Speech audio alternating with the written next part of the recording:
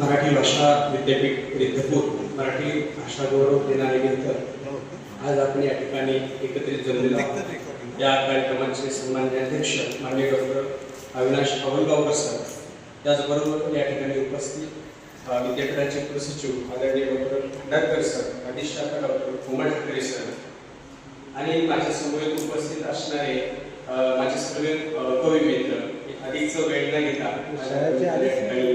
प्रारंभ करतो। दोन कविता माय मराठीच्या पूर्वसुरींच्या संदर्भाने या ठिकाणी निवडलेल्या आहेत।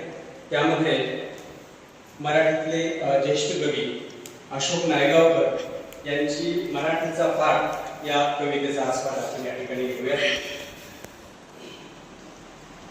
अभंगरूपी त्यांची रचना आहे।